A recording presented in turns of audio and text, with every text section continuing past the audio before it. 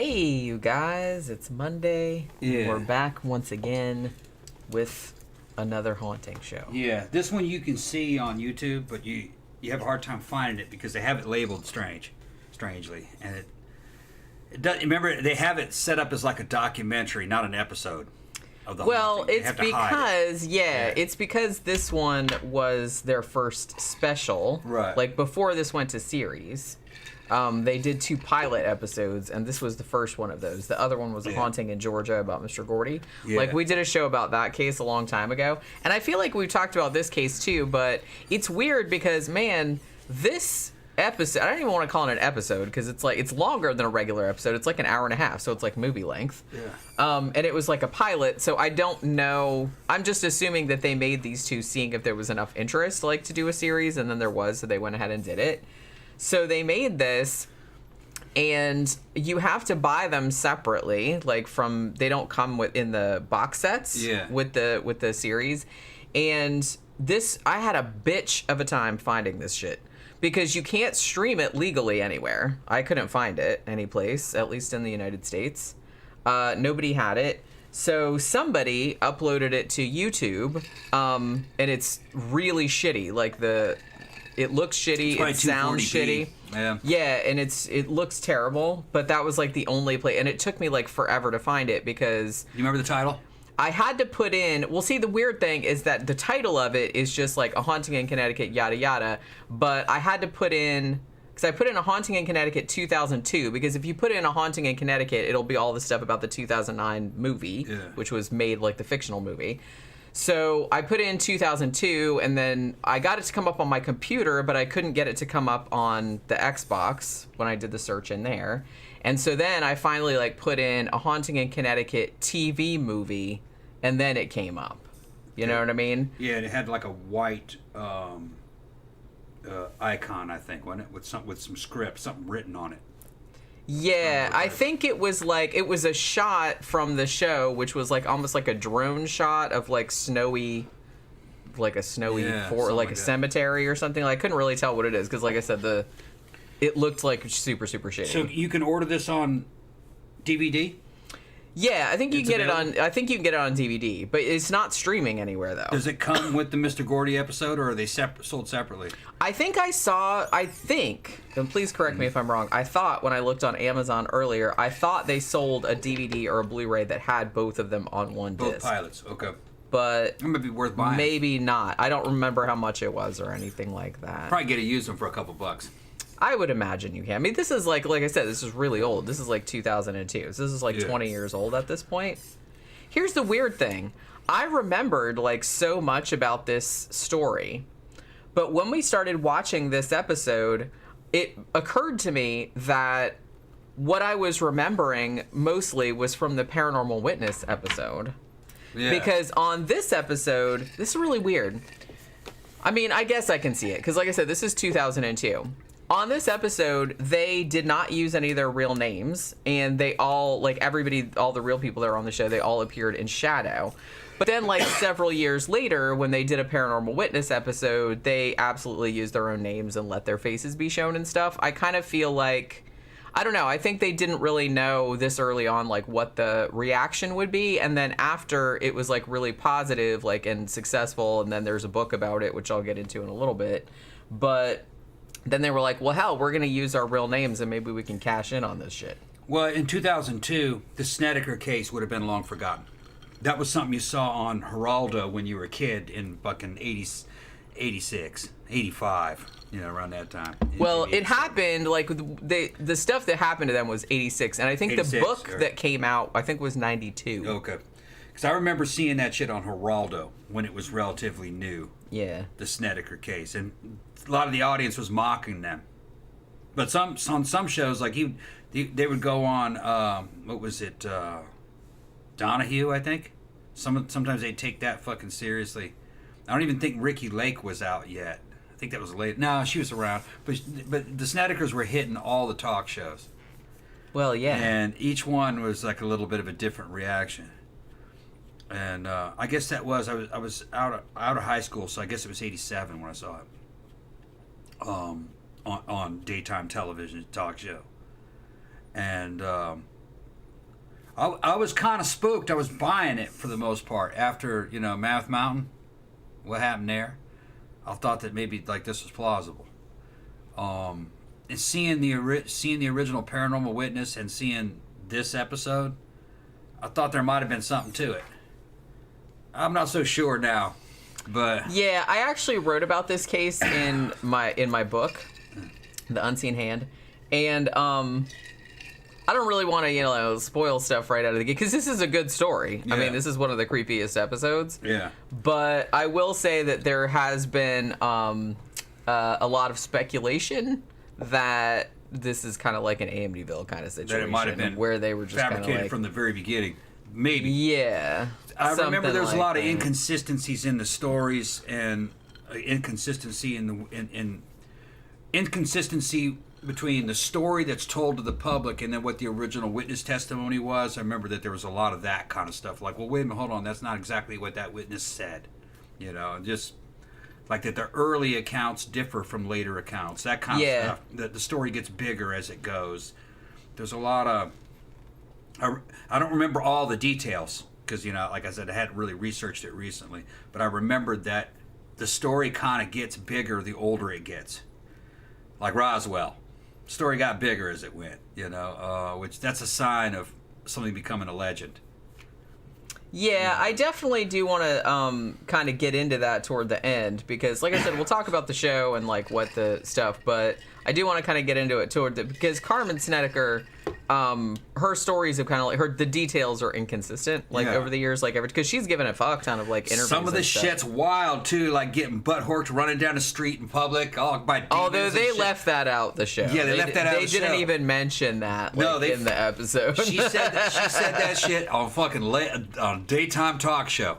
Back in the 80s, I was like, what? You got to up your game if you're on the daytime talk show. If you when wanna, she said that on daytime talk show, it had to be true. How funny would it be if she actually used the term butt horked? That's what I imagine. Fucking right out of the Rastan video game. So awesome. Fucking spike. Butt horked by a demon. The Carmen Snedeker story. Yeah. So, and my thinking of the time as late teenager, was that if the claim was wild fucking like that, then it had to have been true. How could anybody make that up? What are you talking about? I'm a horror writer. I make up crazy shit all day long. That was my thinking at the time. She said she was running down the street getting raped by the ghosts up in her ass.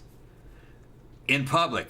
I'm not suggesting that rape is funny, but that whole entire... And I was like, how could somebody make that up? That mental image is very, very funny. The invisible ghosts, invisible demons butt horking you while you're running away.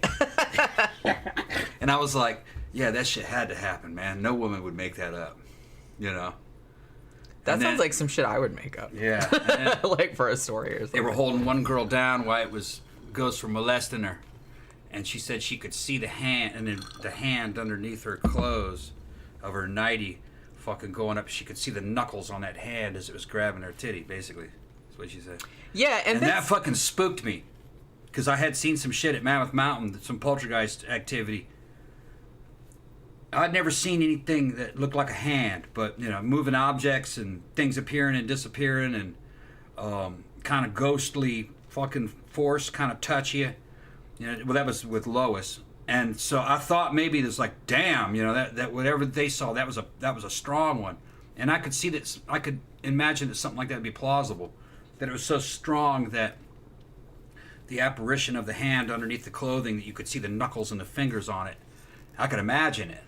I don't think it happened, but I could imagine it. I saw something kind of like that, just looked like a damn white blur of, I guess, I don't know, like a hand-like object jump off the back of a damn rocking chair and then just vanish. And I don't know if it was a hand, but just I think it was some kind of force. It was weird. It was so fast I couldn't make an image out of it. It was weird, though. It kind of made it a connection with that and her account of the hand underneath her nightie fucking going up. That just creeped me out. Danny Rowling said, didn't the niece get groped and molested by the entity in the house? Yeah, that's what we were just talking about. But the thing about it is that they didn't put that into the haunting episode. No. I remembered that, but I remembered it because, one, I wrote about this case, and two, they did mention it on Paranormal Witness. Yeah. Because many years later, I can't remember what year it was, but Paranormal Witness did this case too. It was season 2, episode 7, and I think it was called The Real Haunting in Connecticut, so I'm assuming they put it out sometime around 2009, like in conjunction with the big Hollywood movie that they made that was based on this case. So I remember that episode like a lot more than this one. This one was a lot more restrained, like in the stuff they showed. They didn't mention the butt horking. They didn't mention the molestation, really. They just kind of danced around it a little bit, but I mean, I think the Paranormal Witness episode was a lot more overt, although I think they also left out the butt horking. What I remember thinking at the time is I thought it was the son who was dying of cancer. They moved him into this mortuary, and it caused a lot of damn internal conflicts, and I thought it had released his RSPK, or in other words, it caused him to create a poltergeist. And his cousin was in there with him, and she was the one that was getting molested, and I thought maybe it might have been some kind of subconscious incestual desire for his cousin. They were about the same age. Well, he did jump on her and try to rape her. Right. I think there was a 3-year difference. I think he was 3 years younger. He was younger? Okay. And that the poltergeist was doing it to her, but it was emanating from him. You know, poltergeist is not really a ghost for you new listeners. It's an artificial ghost. It's just psychic abilities, telekinesis, under the direction of the subconscious mind. And you think it's an outside force. It's actually a part of you doing it. And it was trying to rape his cousin, you know. And so it seemed very plausible to me with having seen this phenomenon before. But there's a lot of inconsistencies in the story. In the end, I remembered thinking that it was artificial, that they had based it on stuff, but it was... I mean, I think it was. I hate to, like, just call out anybody for just, like, making stuff up out of whole cloth, but you have to think, too, like, the Warrens were involved in this, and you know how that kind of shit goes. Right. And, like I said, I kind of want to talk about the guy that wrote the book about it and what he said.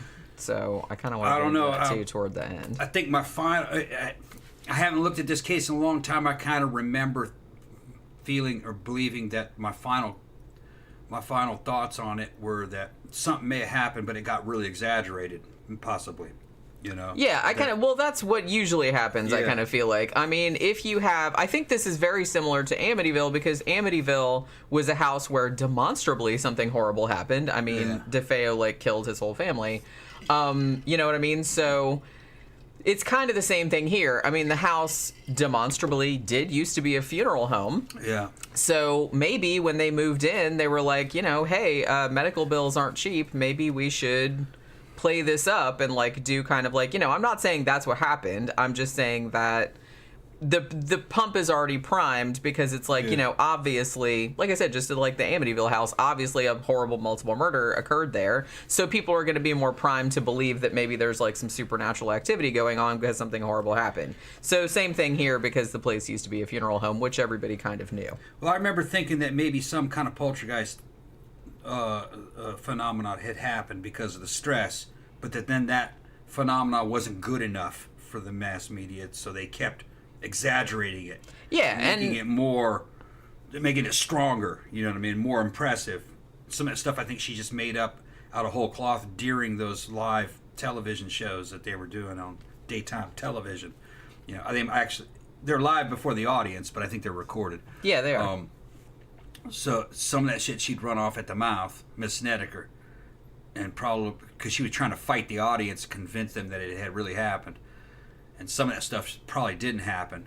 But I think some things maybe happened, but they got buried underneath a lot of exaggeration. Yeah, I mean, I'd be willing to admit, like, maybe they moved in and there was, like, some creepy shit, like doors opening by themselves or some shit like that. But Visions, it's like apparitions and stuff, and maybe objects. But maybe it was, like, really, really minor. Yeah, and maybe things that kind of seemed like possession because he was losing his fucking mind, because he thought he was dying, and then... maybe some ghostly poltergeist type phenomena with, like, sexual intent fucking going after his cousin. Because he went after her. If I remember correctly, he walked into her bedroom, jumped on top of her, and tried to have sex with her. Yeah. In the middle of the night. Yeah, I'll get into it. He was under the influence of a bunch of drugs, though, too. So who knows? Sarah said, "In love with that shirt, Jenny. Thank you very much." I've worn this before, I think. We made this one. I designed it and we printed it. Zach said, "My thought is, how would you be able to fuck anyone while running in general? And that just gives images of a couple having a fuck jog." Yes. You're running from this invisible force that is repeatedly butt-horking you without any kind of lubricant or anything, and you're flying up into the air with each thrust, and you can't see it, and fucking everybody's looking at you like you're a fucking Because you're just going, woo. Because you're just jumping and running. and they're trying to take fucking pictures of you and shit as this is happening, and nobody sees anything. Imagine that. Yeah, that would be, that's hilarious. And they couldn't take pictures of you because there weren't any cell phones back then. October 8th said, "I'm going to buy Jen's books. I didn't realize that Jen was an author." Yeah, I've written lots of stuff. Oh, yeah, she written a lot of books. See, if you want to read about this kind of stuff, get Unseen Hand. It's real good. Yeah, it's kind of a compilation of poltergeist cases. Yeah. I also wrote 3 true crime compilation books and a bunch of fiction. We never plug books. We never fiction. plug shirts. We don't even fucking make any money. I know. We just let the shit run. Well, I just forget about it. We forget all about and plugging. it's and I'm one of those kind of people that is just I write books, I do stuff like that, and then I just kind of put them out there, and I'm just kind of hey, if somebody wants to read them, that's cool. I don't really And she's got audiobook too. I'm not a natural salesperson. Yeah, we forget all about audiobooks. If you guys like the show, some of those audiobooks are fucking 4 hours long, huh? Maybe even more, some of them. I think Unseen Hand is available on audiobook, isn't it? Yeah, I did. Jenny reads it. Yeah, I did an audiobook version of it. Yeah, and the recordings are pretty good. Yeah. The first few book, we had re-recorded it a couple times, I think, to try to get the audio right. So sometimes on her early books, you'll see some negative dings on the audio quality. That got corrected. Yeah, everything's updated. I re-recorded, I think, everything. Yeah. Fairly recently, or just a couple of years ago. Yeah, good microphone. We got EQ and fucking sound booth. Had all that shit set up. Yep, that's right. All right, so Danny Rowling also said this episode was far superior to the Hollywood BS film. Yeah, I remember I saw the movie, but I don't. It was a lot different. I remember it being okay, but I don't know. I don't really remember that much about it, so it didn't really make an impression. Danny Rowling said, "Did you guys like this episode?" Yeah, I actually do really like this episode. It's just weird because, like I said, I had forgotten. I was thinking, I remembered a lot about this case, but I was thinking of the Paranormal Witness episode. We'd seen this before, but we must have only seen it once. Because when we were watching it again, I'm like, I barely remember this. I said, when I'm thinking about it, I'm remembering the Paranormal Witness episode. Did you hear what's this in Galcom? He said he misses the commercials. Yeah. Did we have the commercials recorded still? We had a I got all kind of. I know. Well, I never do it. I know. I just forget. I forget. I got lots of commercials. I got. Yeah, we've been off of our game really when it comes to selling shit. Well, it's a lot of stuff to keep track of, and we need to start running our commercials and plugging a little bit more because I bet you sales would go up because they're just kind of running on autopilot, aren't they? Yeah, essentially. Now I do make a couple $100 off from everyone. Now on my my crime and memorial videos, I put a commercial in that, and I put on my Scare Salon videos, I put commercials for some of my horror novels and my games and stuff. I made commercials for that stuff, so I do put them in there. But I forget because to do them on the live stream. I have to put them over here on this computer, and I have to load them into the scenes. And then, sometimes we're just, having fun on the show, and we're drinking, and I just, forget. We need to get that shit loaded up so we can just, at the drop of a hat, if you need to go use the restroom, we'll just start playing commercials. Yeah, I mean, that's what we used to do. Yeah, we need to get back on the game. We've been lazy. Cheng said the Warrens were involved. Yeah, that's all I need to know. Yeah. Right? Yeah. Although, look, man, the Warrens were involved in, obliquely, in the fucking Enfield case, and that's one of the best poltergeist cases. I got the fucking book on it in here called This House is Haunted, and that is really close to what we saw at Math Mountain. And now there is some witness accounts in the Enfield case that I don't think happened because there are just so many damn witnesses. Chances are some people are going to make some shit up. But what newspaper reporters and cops saw, and the main witnesses, like Guy Lyon Playfair and what was his name? Morris Gross. Even the girls themselves, what they reported, I believe, did happen. All right. But what the Cross crossing guard across the street said she saw that girl floating up through the. I don't know if she saw that for real. No one reported that except that crossing guard. Although a weird thing did happen in that case. Janet said that she fell through the wall and left her book on the other side. And in the other, she was asleep and fell through the wall, I think is what she said. And then came back. And she left her book over there. And her book was evidently in the apartment next door. That had come from her room. But I don't know if that actually happened. In a poltergeist case, objects can do that. They can kind of teleport. I don't know if she teleported over there with the book in her hand. Or if the book just teleported over there and she dreamt that. Because I think she said she was asleep when it happened. But that was a weird element of that case. She had no way of getting in that other apartment. She didn't have a key. Yeah. But her book was over there. I don't know. The Warrens weren't really. I wouldn't call them being involved in that case. They turned up on the doorstep one day. They claimed to have been involved. And then they got kicked out off there. Like, who are you? They kicked them out. They didn't really know who they were. Yeah. So. But then they walk around and go, oh, yeah, we were involved in that case. Even though originally, what was his name? Warren. What's the guy's name? Ed. Ed, yeah. Ed said, yeah, we saw that case. There was nothing to it. It was a hoax. That's what he said. But then later he says, oh, no, that was a fantastic case. They made a whole fucking movie. They tried to fucking weasel his ass into it. Yeah, we've done 2 whole shows on the Warrens.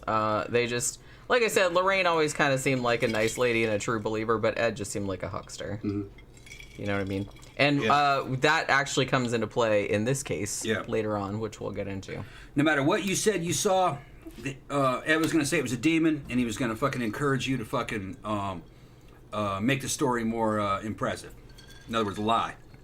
So they could write it up and go on a lecture tour with it. Yeah. And they could, make themselves seem more impressive by... Yeah, and it was just a definite pattern with talking about fighting these demons and fighting demons and fighting Medusa and fucking fighting anything, They're just fighting werewolves. He said he killed a werewolf or something. I'm pretty sure. I'm kind of why I want to spend money on it, but they did write a book about a werewolf. I can't remember what the name of it is. So... I kind of want to read it, though. Yeah, and then to collect everything in a museum that you have to pay to see everything. Yeah. Yeah. I don't know what happened to that. Did Zaphis take that over? I think so. After they died? He's guarding all those relics. Like Annabelle the doll and all that kind of stuff. I would say, the thing about it, they're fucking... I don't know how much money they get from the Conjuring universe. Well, obviously they don't get any money now because they're both dead. But I'm just saying their estate. I'm saying because of the Conjuring universe movies, which are kind of based all on their shit. It's a whole extended universe made out of all their cases. And so I'd be curious as to how much they got paid for that shit. So I don't know. I'm sure somebody knows, but I don't. Yeah. Let's see. October Reed said grift. Yeah, pretty much. Yeah. Like I said. So you want to get into this? Yeah. All right. So as I mentioned, this was the pilot for A Haunting. So it was an hour and a half. It was like a movie. And interestingly, even though the Snedekers were very public later on about using their real names and their real faces, like I said, they did a Paranormal Witness episode right around 2009, 2010. They also were on Mysteries of the Museum talking about the case, but I don't remember. I liked that show, and I saw a lot of episodes, but I don't remember if I saw that one or not.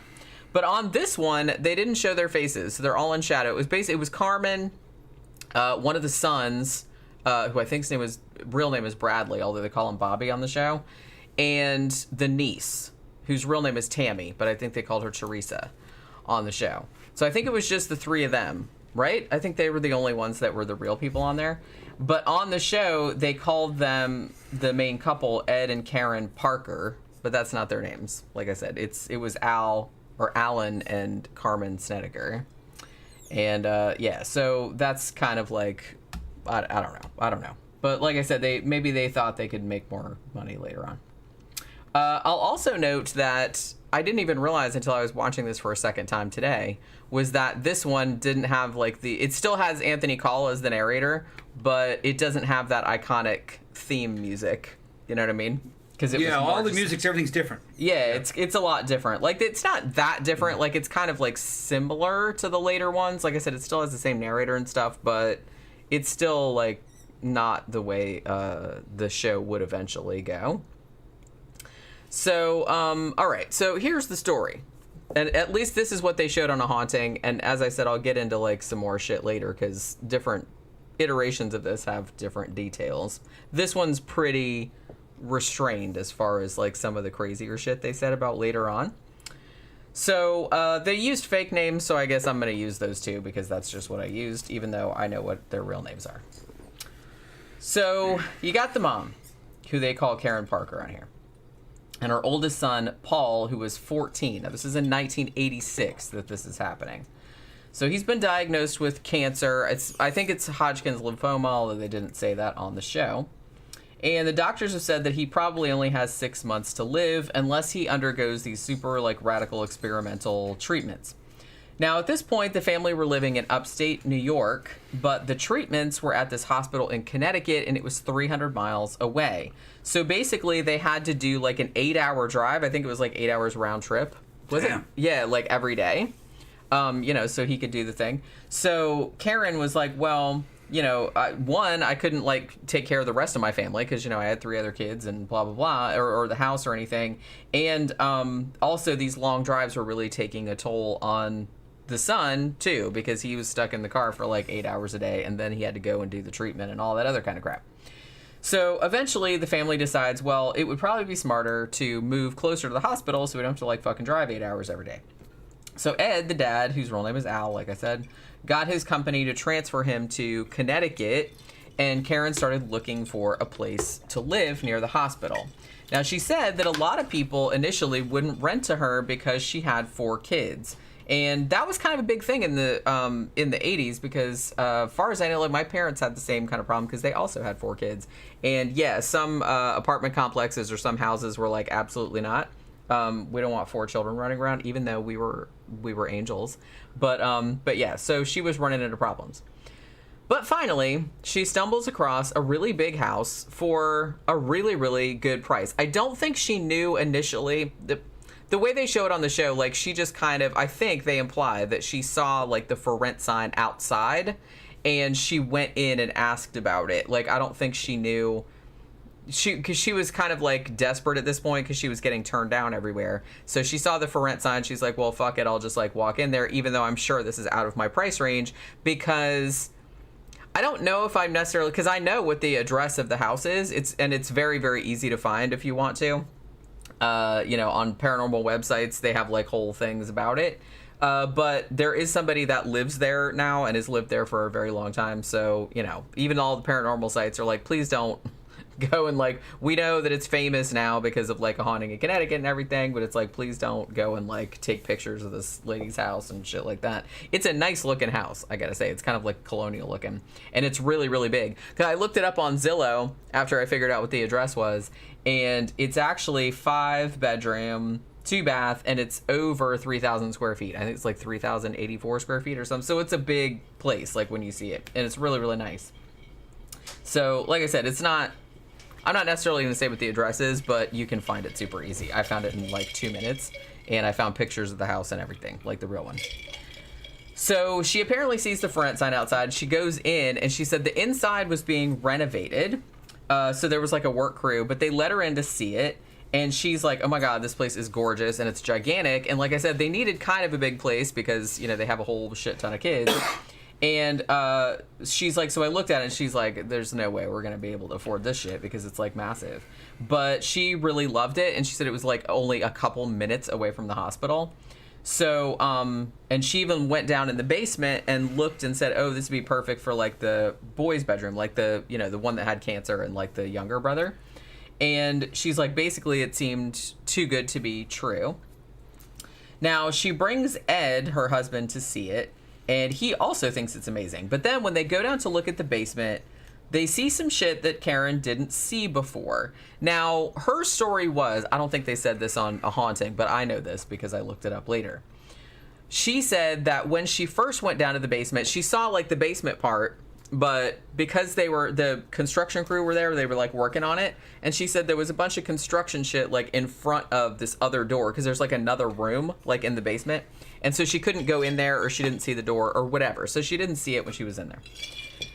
So when her and Ed come back to look at it, and he's like, yeah, man, this place is like really awesome. But they go down to the basement, and then there's like a room in the back that she hadn't noticed before, hadn't looked into before. So they go in there, and at first they don't really know what they're looking at. They said there was like all this stuff in there. There's like a metal gurney. There was like some bone saws. There's like the whole pump thingy that has like the formaldehyde in it or whatever. And it's like at first they're like, what is all this shit? And I'm just like, do you guys not like know anything about like dead people? Or I don't know. I guess not. But there's like They're kids. They weren't kids. One of them was a teenager, right? No, I'm talking about the adults. Oh, the adults. The mom and dad. Okay, the mom and dad. Yeah, right. I was thinking of the images in the fucking program where they go down there and they're playing in there. Yeah, okay. Yeah, no, they're not even there yet. Okay. So they're talking about, yeah. There was even like a big walk-in freezer down there, and then that's when Karen said, "Oh shit, that's a morgue. This was a mortuary."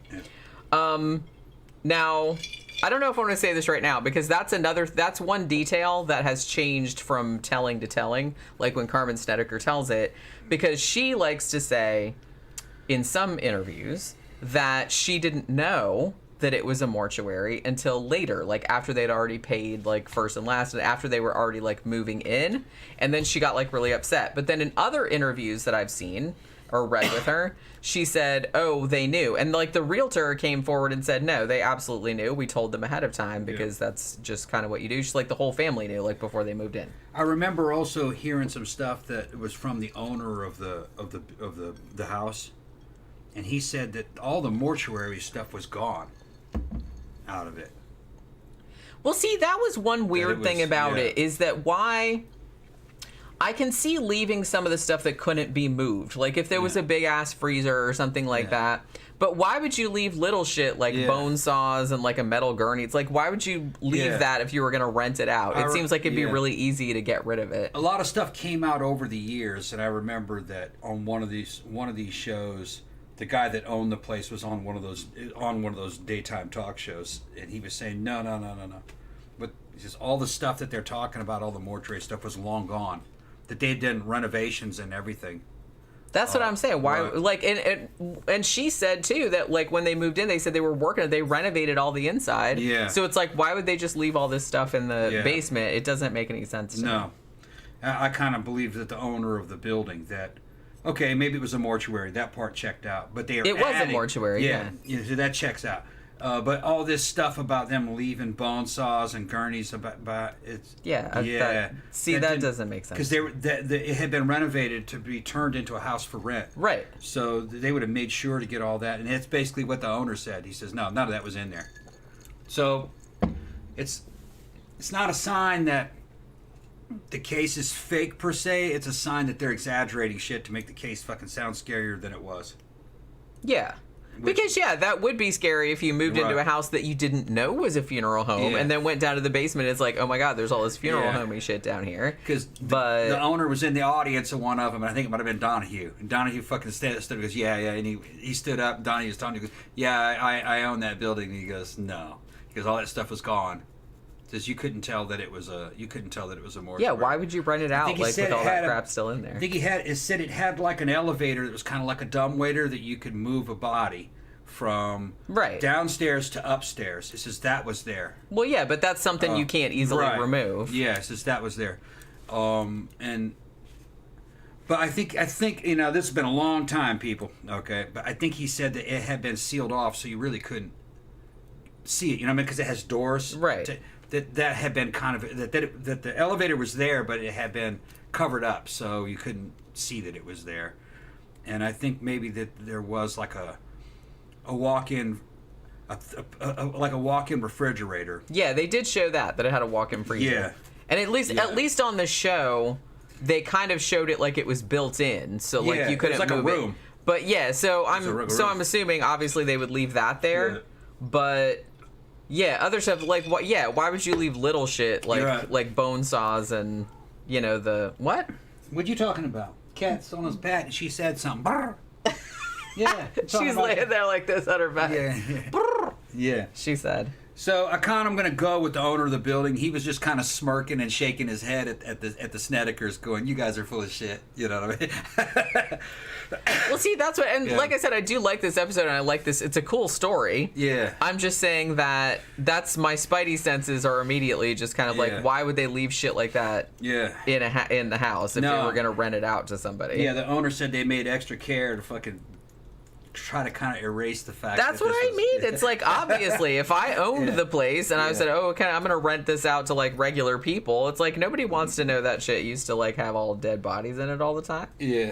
So you'd want to like paint over everything and like fucking you'd want to get rid of everything that said that. You wouldn't leave all that stuff in there. Ghostface is bringing up said that the neighbor that lived across the street of the Snedekers was a fucking looky-loo that would watch him with binoculars and even write down fucking shit on pen and paper. I remember her, and fucking the crowd turned against her like, "Who are you fucking watching these people and fucking writing it down?" And fucking she was embarrassed, but she was like trying to. That particular neighbor was doing everything she could to try to make to debunk this case. That's what she was trying to do. I kind of remember that. Yeah. Yeah, that it didn't happen, that they were lying.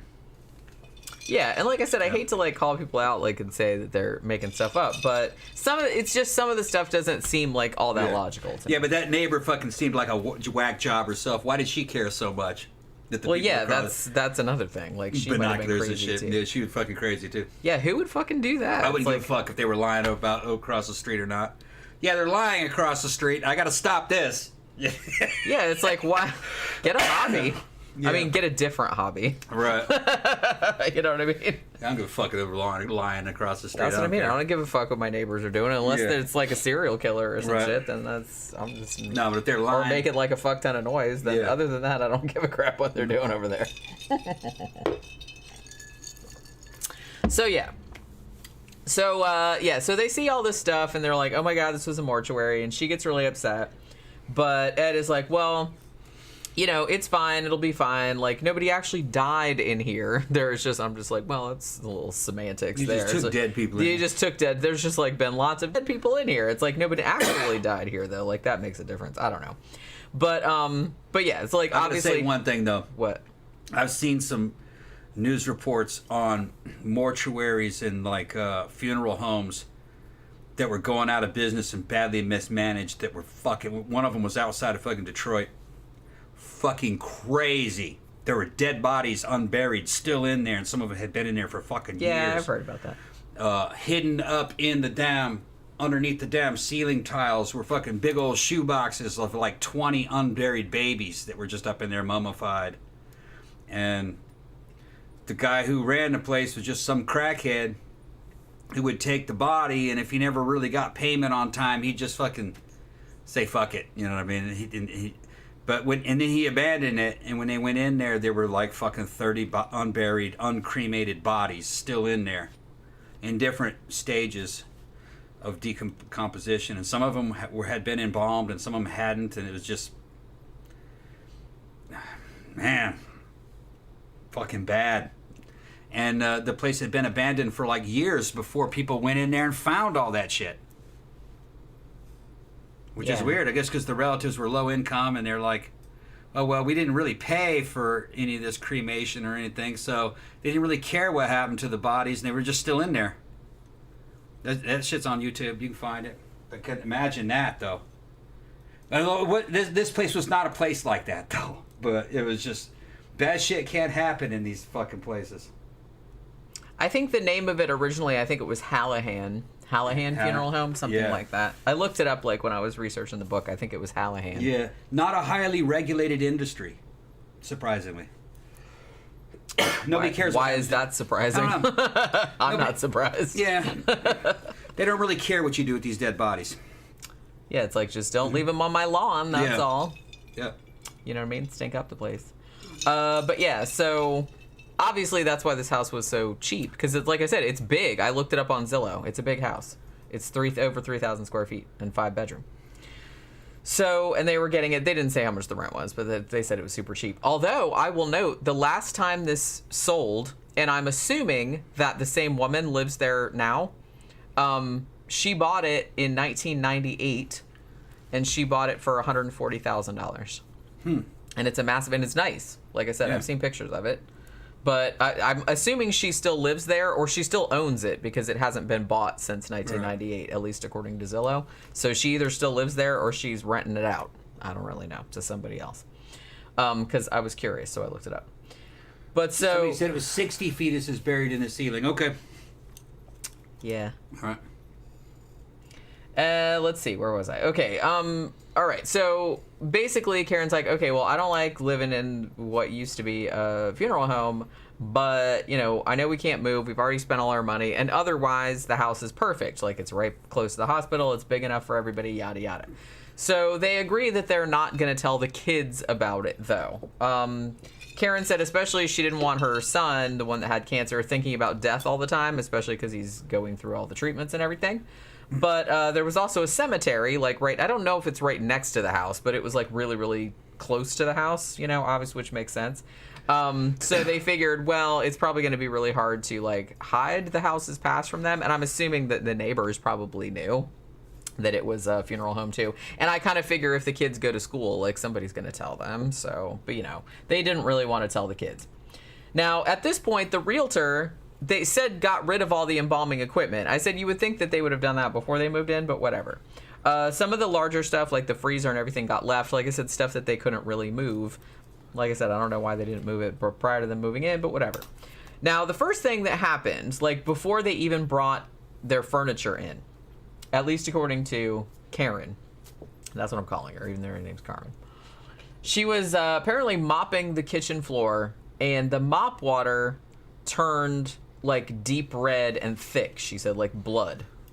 And she's like mopping the floor, and so it looks like she's mopping blood everywhere. Now, so like first she thought that she was like ruining the floor, or something was wrong with the floor, like, you know what I mean?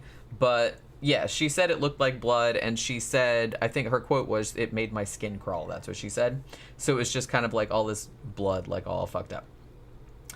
So at this point, the son... I think I heard something. Okay. Oh. Yeah, I thought I heard something at the door. Hold on one second. I'll go check. Yeah, we might have got packages. Yeah. I got all my packages and shit like that coming. So the son goes down to the basement for the first time, because I think what ended up happening was that the dad was being transferred, like, because like I said, they were from upstate New York, so he had his company transfer him to Connecticut, but it was taking a while.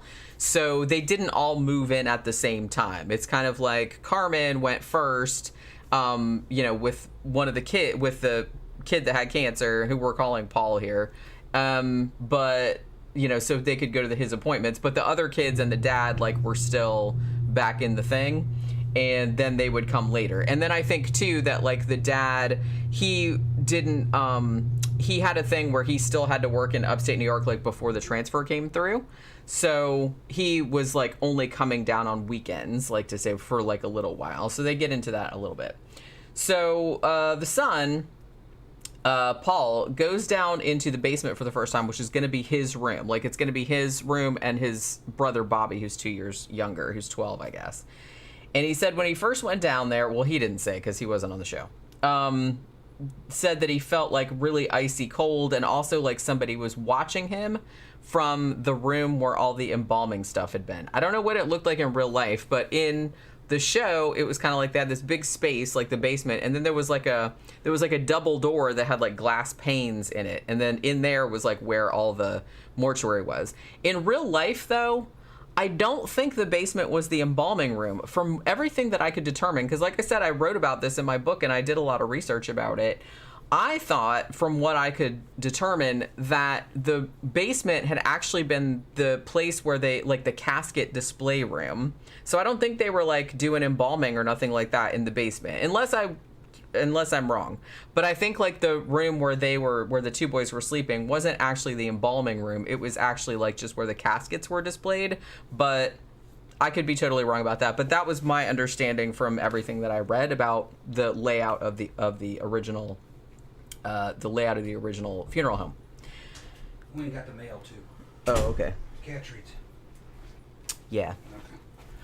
I got that chicken in there thawing. Oh, okay. Get some chicken thighs. Yeah, that'll be good. All right. Yeah, Danny Rowling said, I think the cancer came back and killed the son off in real life. It did. He died in 2012. I mean, it did go into remission. Like, he did actually, like, grow up and get married and have kids and stuff, but it did come back and he died later on. So yeah. So he goes down there and he goes back upstairs and he sees, like, the creaky door, like the basement door opens by itself and hears somebody calling his name. So he immediately runs to his mom. His mom said he was scared to death, and he's like, basically, I don't like it here, we gotta leave. Now, his mom is like, well, maybe it's just because he's so close to death himself because of the cancer that he could, like, sense it was a funeral home because they apparently hadn't told him.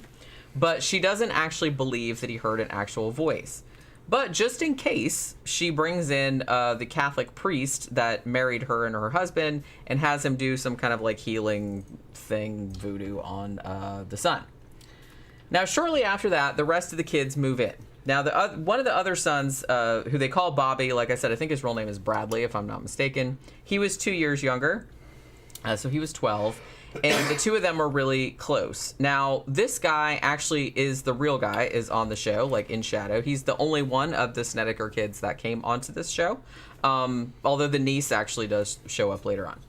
So the two of them are going to be sharing the basement room. Now, Paul, the older son, has found out about the funeral home situation somehow. Like I said, it seemed like it wasn't really a big secret or anything.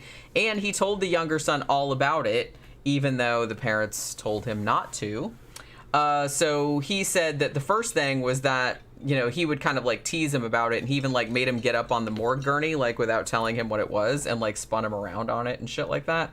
And he said that was, like, really creepy and, like, scared him really bad, like, once he found out what it was, right? Even though, again, it seems like the realtor said they took out all the stuff, like, after. Why would the morgue gurney still be in there? Why would you leave that for the family? They're not going to need a morgue gurney, I would hope. Yeah, the owner and landlord said all that stuff is gone. Yeah, and like I said, that makes more sense to me. Yeah. That makes more sense to me. So Karen and the kids are in the house largely on their own for a while until, as I mentioned, Ed's transfer came through. So he would only be there on the weekends. Now, one day, their one daughter, who they call Connie on the show, I'm not entirely sure. I don't remember what her real name is. But she seemed kind of little. She was maybe like 7 or something like that. And she apparently saw a woman in her room looking at her and ran to tell her mom about it. So Karen says she was actually trembling when she told her about it. And Karen said this was really unusual because, this wasn't a kid that was, like, real skittish or scared of everything. So the fact that she was, like, freaking out so much, was, like, really unusual. So Karen obviously goes to the room and obviously doesn't see anything. Now, Karen figures, she's like, well, it must have been that Paul, the oldest son, told all the other kids that the place was a funeral home, and now they're, like, fucking with the daughter, like, they're playing tricks on her and, like, trying to scare her. You know what I mean? How old was the daughter again? I'm not sure. She looked, in the show, the actress looked like she was about 7-ish. Okay. She looked like she was the youngest. Okay. You know what I mean? I can't remember. I think maybe she was 7 or 8, if I'm remembering correctly. But yeah, so Karen accuses the boys of, like, will you please stop playing tricks on your sister? And they insist that they didn't tell her that it was a funeral home and they weren't playing tricks on her or anything. Now, meanwhile, in the basement, the two boys are seeing what at first appears to be somebody moving around behind the door to the other room. Because remember how I said that it was like a double door with, like, glass panes? And they said at first they were like, they would lay there in bed and look at it, like, in the dark, and they thought it was just, like, shadows from outside or something. But they said the more that he looked at it, it looked like a person, like, walking around in there, and it was, like, freaking him out. And so they started, like, not wanting to sleep in the basement anymore, so they would go up and, like, camp out in the living room. And basically their mom came down and was like, what the fuck are you kids, like, doing in the living room? And they said, there's a guy in the basement. And she's like, yeah, whatever, bullshit. I was like, if there really was a guy in the basement, we'll make him pay rent or something like that. Like, she didn't believe, like, anything they said. She thought that they were all just, like, full of shit. Both the brothers insisted that they saw the person, though, and he was, like, moving around behind the door. Now, Karen was kind of hoping that all of this nonsense would end once Ed arrived there for the weekend. But before he got there, though, like, she asked one of the other kids, Bobby, to go down to the basement freezer to bring up some bread, because they had a bunch of stuff down in the freezer, which I guess that had bodies in it. And they're like, okay, we're using that to put food in. I mean, I'm sure they cleaned it, but But still, okay. So the kid didn't want to go down there because he was like wigged out, but he goes down there kind of reluctantly. Meanwhile, while he's kind of creeping around down in the basement, Karen, and she said this happened more than once. Like, I think they only showed it once on the show, but I think like when I read some stuff about it later, she said that it happened more than once. Karen sets the table for breakfast, and then she goes to get some shit out of the oven or whatever. And then when she turns around, like back to the dining room, the table isn't set and the dishes are back in the cupboard. She said that was like pretty common, that happened a lot. And she was like, I just thought I was going crazy. She's like, I know that I set that table, and, you know, and then I turned around and the dishes weren't there anymore. So Bobby is down in the old morgue and apparently hears a voice calling his brother's name. He called it on the show, the real guy, he said he called it a deep, grimy voice. And then he just had his hand like on the door of the freezer, and then he hears that and he just like nopes the fuck out. He's like, nope. So Karen goes down with him to get the bread, and of course she doesn't see or hear anything. Now Karen still doesn't believe the kids, thinking it's just their imaginations. Bobby said that him and his older brother, it's like, we always knew the house was haunted from the time that we moved in. We never thought we were crazy. We always knew there was something in there. So we just kind of like kept it to ourselves though, after a while. Karen also said she started like teasing Bobby about the voice, like, ooh, like, oh, it was so scary and shit like that. Like, so she said she felt bad later on, but you know what I mean. So at breakfast, like, Ed finally gets there for the weekend, and Karen and Ed finally break down and admit to all the kids that the house used to be a funeral home. Now at this point, Paul tells his dad about the man in the basement, and Bobby like backs him up on it. Yeah, there's really a guy like walking around in there, but Ed of course doesn't believe them either. And he says to Paul, hey, you're the oldest and you need to like set a good example and stop telling the other kids ghost stories because you're scaring them, and it's like, you know, you're making their imaginations run wild or whatever.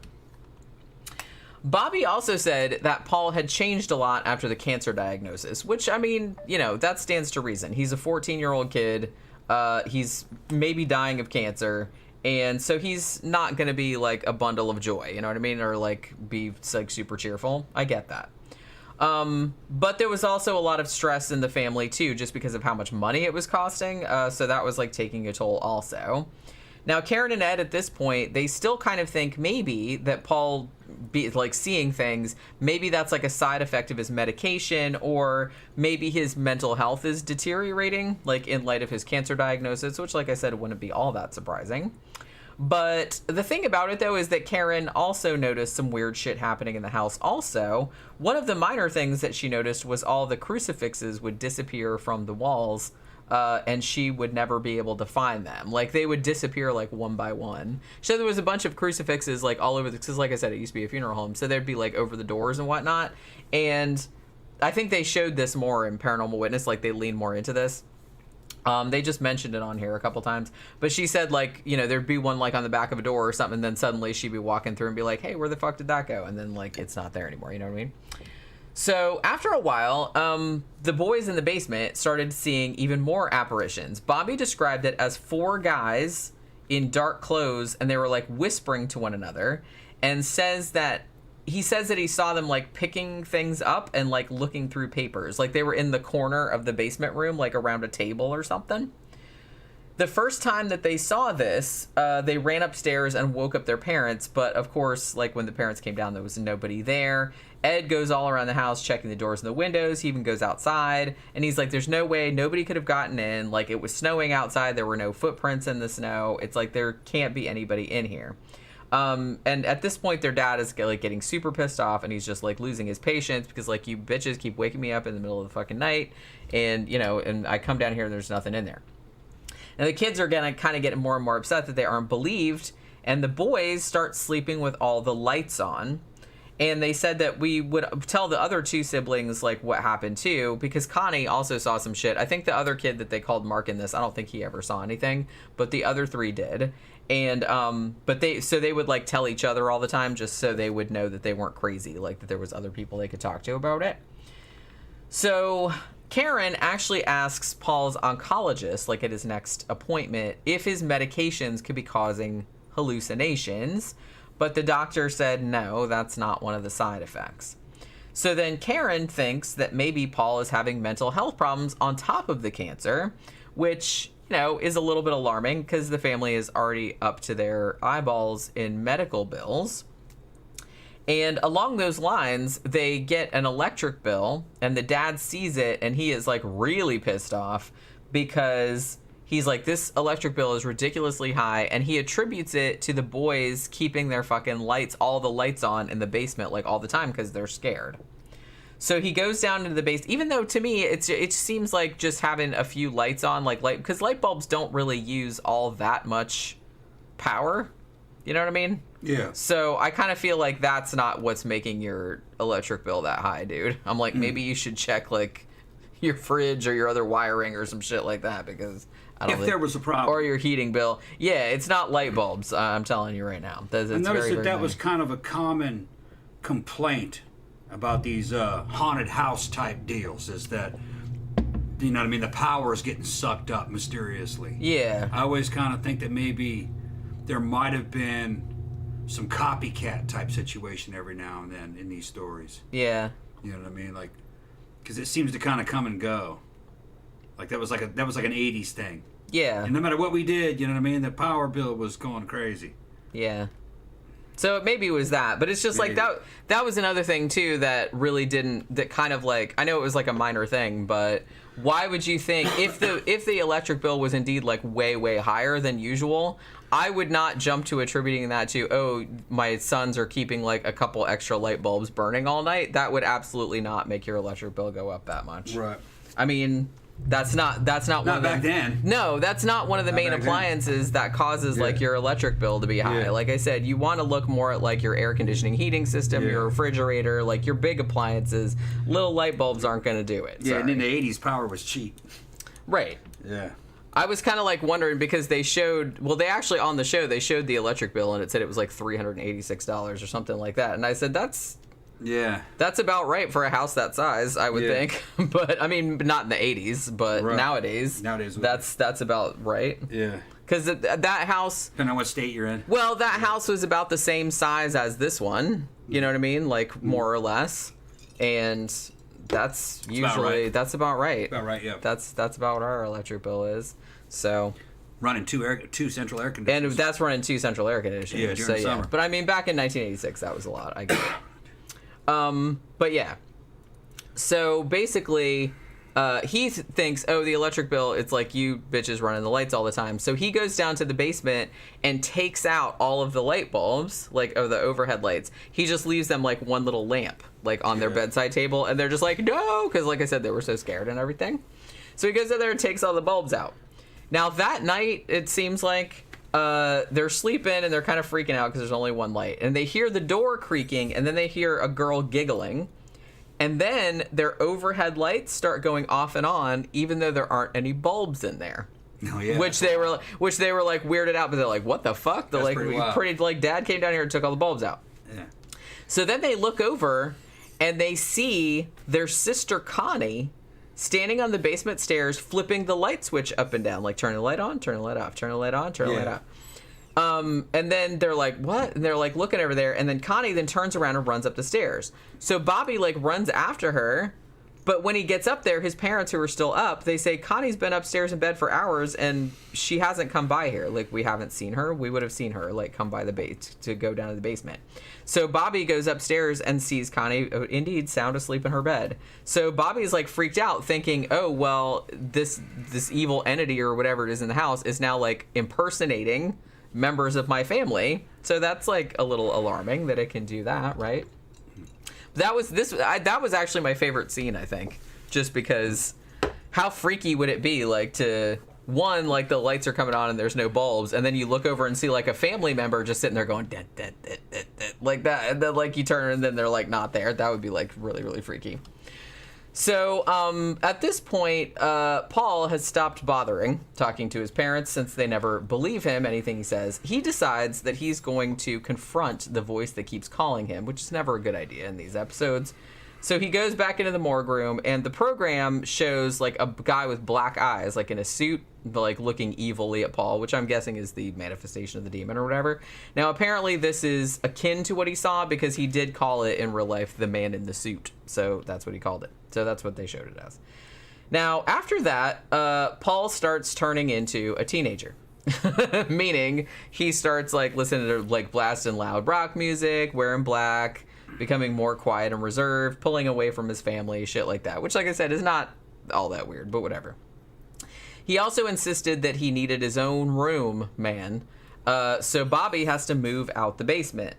And he says that him and his brother, who had been very, very close prior to this time, kind of became alienated after that as he got, like, all brooding and teenagery, like I said.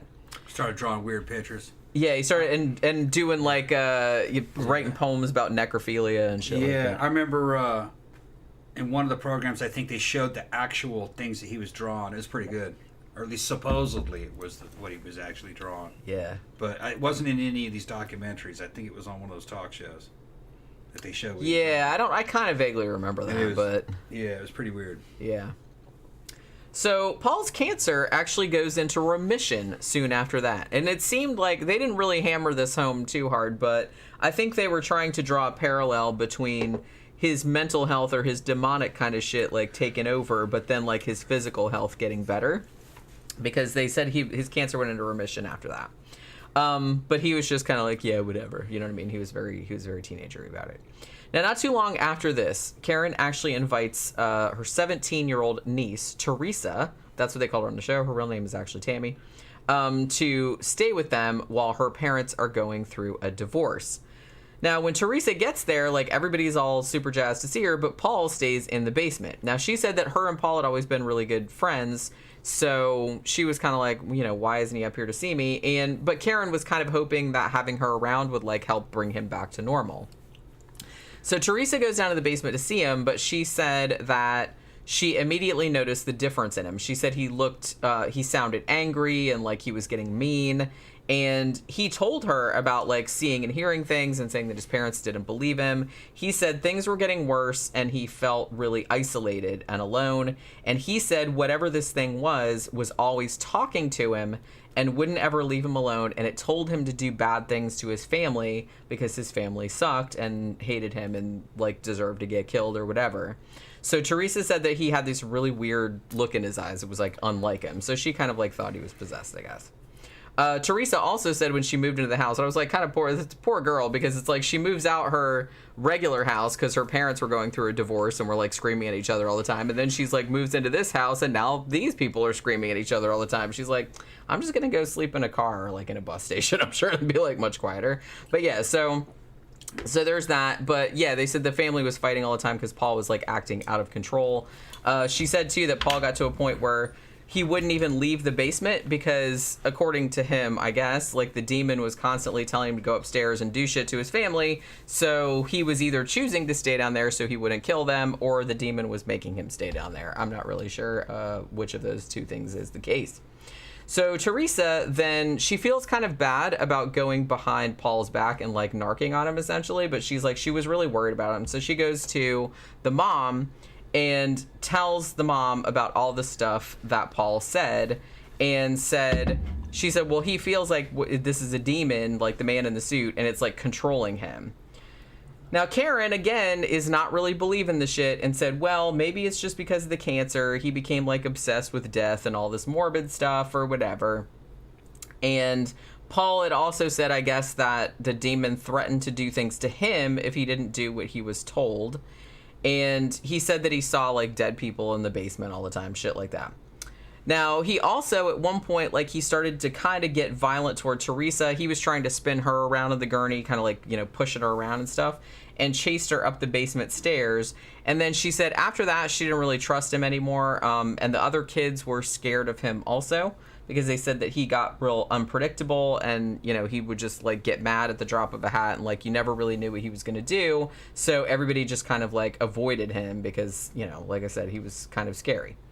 So at this point, Teresa starts wearing these rosary beads that Karen gave her, like, for protection or whatever, which kind of factors into the plot later on. So at this point, you know, Karen decides she's going to take Paul to a psychiatrist who was very concerned about his behavior and suggested further therapy. Karen agreed to this, but the show said it was already too late. In real life, he was actually diagnosed with schizophrenia, but they did not mention that on the show. But that I found that out later on. Now, soon after this, Paul goes into Teresa's room in the middle of the night and basically stood at the end and was like pulling the covers off her. And then he jumped on top of her, and it looked as though he was like trying to rape her. They didn't say that on the show, but that's pretty clearly what they were implying. So basically, Bobby, the other brother, was like, yeah, he just went totally off the deep end. He was like getting really violent. So at this point, like, Karen calls an ambulance, and they came and took Paul away. They put him in a hospital. Like I said, he was diagnosed with schizophrenia later on. So they said that he was like crying when they took him away, like asking, "Where are you taking me?" Like blah blah blah. As they were taking him away, at least according to the mom, Paul said to his parents, "Well, now that I'm out of the house, they'll be after you." That's what he said. So it seemed to be like he was warning them that like, oh, all the demons are gonna like get after you now because I'm not here anymore. So at this point, Karen is still not believing that there's any nefarious shit going on in this house and is convinced that Paul has completely lost his mind and will probably never be normal again. So he essentially gets committed. You know what I mean? He gets, I forgot about that. Yeah, he gets put in the hospital. In real life, I don't know. Like I said, the timelines on these are kind of like squirrely. They never really tell you. He was in there for like a month and a half, I think. Like and like I said, they did diagnose him with schizophrenia, at least as far as I could determine. So there's that. Now, so when Ed and Karen got home, Karen goes to drop the keys in this.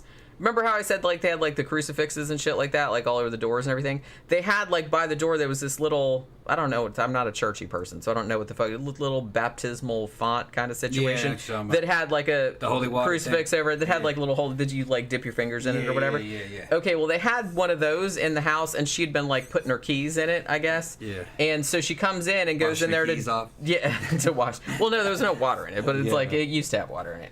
So she goes in there to drop the keys, and she noticed it's gone. It's just completely, like, disappeared off the wall. So she's like, okay, that was weird. And, like, it wasn't on the floor or nothing. They never did find it, apparently. And, what? I grabbed her feet.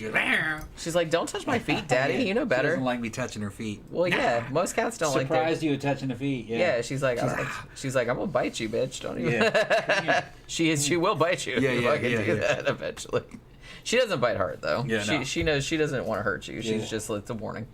But yeah, so she tries to tell Ed. She's like, "Hey, bro, like the thing is gone from the wall where you usually put the keys. Isn't that weird?" And he's just like, "I don't want to hear about it." You know what I mean? Because our son just got committed and whatnot. Now, so basically at this point, it had been like a long night. I guess it's like 4 or 5 in the morning, and Ed is just kind of like he has to go to work, and he has to leave for work not too long after that. Now, meanwhile, Karen, she's still at home, and she goes down to the basement to sit, because she's wondering now, hey, maybe Paul wasn't crazy after all. I'm like, well, it's a little late to be thinking that now that you haven't committed. So she goes down to the basement and sits on the steps, and she's, like, waiting for something to happen. She said she was hoping that she would see something, so it would be, like, definitive that her son wasn't crazy. And she said it was really cold down there, like, freezing cold, and she said she felt fearful, but she didn't really see anything as much as she wanted to. She basically like dared the thing to show itself, whatever it was, but nothing happened, so she was kind of like ambivalent about it. Also at home, Teresa is asleep, and her rosary beads like pick themselves up kind of, and like they start moving around her neck like that. And then Karen goes, meanwhile, she goes in the shower, like to take a shower. They showed this on Paranormal Witness too. And then like I get the shower curtain like pulls tight around her like it's gonna suffocate her and she can't get out, you know? Yeah. So they showed that, so she's like screaming and shit. And then Teresa also has the covers pulled off her, and she hears her aunt screaming, so she runs in there and helps her, and they have to like pull it or like cut her out of the shit or whatever. And then at this point they realize, oh, maybe there is something evil in the house after all. This must have been where they left out the part where the supernatural force was molesting the... I think they did include that in the Paranormal Witness one. Yeah. But it wasn't really on here. All they showed on here was her rosary beads like being picked up off her neck, and then it showed like the covers coming off by themselves. In the daytime talk shows, what was described probably around this time, or at least this time or sometime after, she ran in, Miss Snedeker ran in to see the niece in bed, and she saw a fucking hand an invisible hand underneath her blouse. There was a nightshirt or something. Go up, she could see the knuckles on it, and it was grabbing her around the breast and stuff. And she started trying to fight with it and hold her down, but there was no way she could protect her from it. She could see hands fucking underneath her clothes. It's a creepy story, from what she said. You know, and the girl tried to roll over and protect herself from it, and the fucking hand thing would just vanish and come back somewhere else. And I think she said she saw it come out and then move across space, but vanish. That'd be weird. Just a disembodied hand. Yeah, I think I remember them saying that. That's all we need is a fucking handsy ass ghost. Came out from underneath her and fucking moved a few feet and just faded away. Which that was kind of a weird description of. Yeah, they didn't. Maybe could have happened. They didn't mention that on this. Yeah, like I said, basically all they showed was like the covers being pulled off, and the rosary beads like being picked up and stuff. Yeah.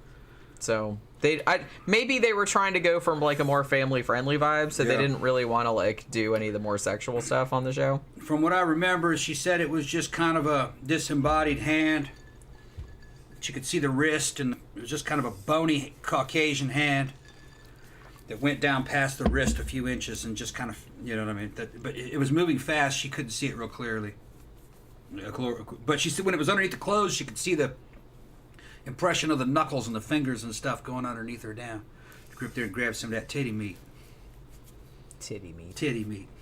That's the 17-year-old girl you're talking about. I know. Don't be creepy. Well, I got titty meat. Fucking pounds and pounds of it.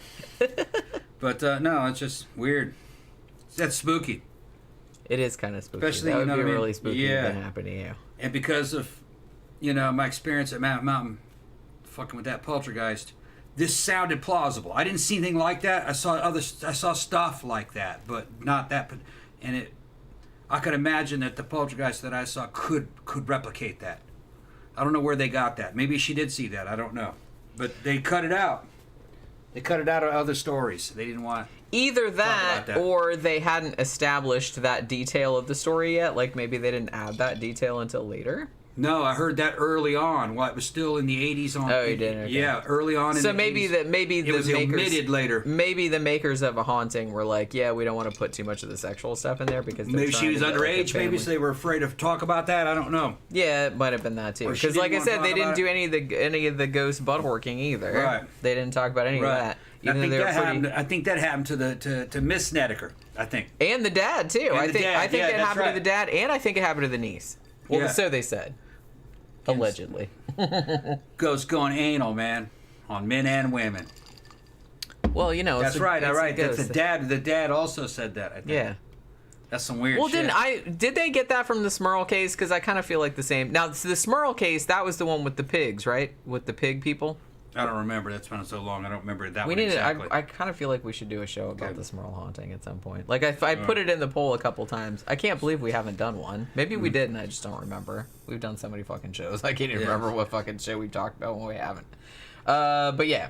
So, meanwhile, Ed, the dad, is at work, and he's in his office, and his truck apparently starts itself up and drives through his office. This seems like it would be something that would be like fairly easy to check because that's like a big that's like a big deal, but it's like I don't know if that really happened or not. But he said that the truck started up and drove through his office. So while this is going on at his work, wherever that is, back at the house, the phone rings and then Karen picks it up and then she hears a girl giggling. And so then Karen and Teresa are sitting at the kitchen table freaking out because, like I said, Teresa just had, her covers pulled off and Karen, whoever, got her, thing with the shower curtain. So they're sitting there freaking out. And then they said they saw some black, I'm not really sure how she described it. It was like a black shape. Teresa said that it was like a man floating up near the ceiling, like a shadow figure. Like on the ceiling, I guess. Yeah. They didn't describe it real well. And then, see, this might be referring to a part that they took out because they were talking about the man floating up by the ceiling, and then they have Teresa on there, the real girl, and she said it felt like 1,000 hands all over you. And I'm like, that doesn't sound like a man floating up by the ceiling. That sounds like some ghost molestation. So maybe they did have that scene, and then they had her talking about that, but then they took that out. Yeah. Because I was like, that's a weird thing for her to say, because that's not like related to what they were talking about, but that's maybe, Yeah, it's kind of frustrating because now you have the television programs interfering with the damn witness testimony. So a haunting unfortunately does that a lot. Yeah. They interfere with the witness testimony for, I don't know, censorship reasons. I'd rather know exactly what the witnesses said and the timeline of how the story had changed. But we'll see. Yeah, because, I mean, a lot of times these cases, because when we've done episodes before, a lot of times, unless the case is really famous, like this one, you can't really find a lot of other, like, outside information about the shit, you know? And then if you were going through the old talk shows, you'd have to find the old talk shows. You'd have to put them in order. And then you'd have to just hope that there's enough in the story to make a timeline. Because I remember Miss Snedeker, when the fucking audience would start fucking with her, she'd just come up with some crazy shit that you had never heard before about the case. Yeah. To try to back up what she was saying. So you don't know when that was added to the story, because you only have recordings. You know what I mean? You don't know her. You weren't hanging out with her. You know how the story had evolved or not. So you don't know. But it's just, that's the problem with a lot of these cases, that you don't witness yourself. You're dependent on witness testimony, and sometimes people are in the way of the witness testimony. So it's a problem. Danny Rowling said, "Insert where is that raccoon sound effect." Okay, maybe we should. Where is that raccoon? There you go. Yeah. I keep forgetting I have that too. I went to all the trouble to make that, and then it's like I just keep fucking forgetting. But yeah, so they said they saw something with some kind of blackness or some kind of like shadow shape or something like that, like up by the ceiling. Then Teresa's rosary lifts itself up and like breaks, so like all the beads go flying everywhere. Then the phone rings again, but this time it's Ed telling her, "Holy shit, the truck just started and drove right through my office." It looked like a construction site, so it was like one of those little offices that's kind of like, you know, just a little prefab type of thing. So it drove through there. He wasn't hurt or anything, but it just seemed kind of weird. So at this point, they now suspect the entity is real, no duh, and can follow them wherever they go, because they figure, hey, if it followed Ed to work, then it can go anywhere if they move or whatever. So at this point, they're like, okay, well, we got to call the priest. Now, before the priest gets there, Bobby said he was sleeping in the living room, and he thought he heard Paul calling his name. That's his brother, and his brother has been committed. He's at the hospital, so he's obviously not in the house anymore. So he said he heard his brother, though, and it sounded just like him, and it sounded like it was luring him down to the basement, and he was kind of like laughing and stuff, and he's like pretty weirded out, knowing Paul isn't there, and yet like following the voice anyway, which I would absolutely not be doing that. But Bobby then gets distracted by a kind of the knock on the front door, but turns out it's just the priest. That was like a little bit of a fake. It wasn't a jump scare, but it was just a little fake out there. So they said they bring the priest in, and he listens to them and seems to believe what they're saying is true. But then he tells them, well, the best thing to do is just ignore the shit, because paying attention to the evil gives it more power. Karen thought, I don't think he knew what the fuck he was talking about, because it's like, if you were here and like we experienced all this stuff, like you can't ignore the shit. Like, how the fuck are we supposed to do that? You know what I mean? Because of all the crazy shit that was going on. So she's like, she didn't say she thought he was full of shit, but that's what she wanted to say. Like, that's what I said, but that's what it sounded like. So at this point, Karen remembered that a few weeks ago, she'd read an article about, guess who? The Warrens. So she hadn't really thought much about it at the time, but now she's like, well, I'm desperate, so I'm going to call them up and see what they have to say about it. So they tell the Warrens about the haunting, and apparently at this point, they tell them, like, everybody in the family has seen something or experienced something other than the one son, Mark, who I guess is, like, the second youngest or whatever. I don't know why he never saw anything, but whatever. So Lorraine comes to the house and is immediately drawn to the basement. And she called the place. She said it was horrible. She said it was a very, very bad infestation. So, you know what I mean? Of course, she says it's a demon. And called it overwhelmingly sickening. She said also that there was a door to hell in the basement, conveniently. I mean, like, not literally, but there was, like, a portal to hell in the basement. How many houses has she gone to and said, well, you got a portal to hell? How many portals? There's a lot. There's a lot of portals to hell. Yeah, they got a whole, like a subway system. Got the red line, the blue line, the green line. You never know when them bitches are going to open up. Oh, where's it going? Going to get Hanna, Guyana, or hell? Okay. Right. Yeah. Is this the express train? Yeah. It's all these different regions of hell you could go to. Yeah. No, that's the bad neighborhood you don't want to go. Yeah. All right, so the Warrens say they're like, okay, well, you got a problem here, obviously, and it's like, well, we got to go approach the Catholic Church to get an exorcism, the kind of more rare kind that's actually done on places rather than people, I guess. I think they had a name for it, but I can't remember what it was. So the Warrens call good old John Zaffis, who Danny Rowling brought up before. John Zaffis is their researcher. He's also their nephew, in case you didn't know that. So he's basically supposed to go to the house and document the haunting so he can take all the evidence to the church to get permission to do the exorcism. So him and his research team move into the house for a little while, I don't know how long it was, and set up all their equipment. The Warrens also tell them it's probably a good idea because the demon will try to isolate you from one another. So everybody sleep in the living room and stay together at all times. Never go anywhere by yourself because that's going to be a bad time. Now, the demon apparently set its sights on the next most vulnerable person now that Paul is out of the house. That person turns out to be Karen, the mom.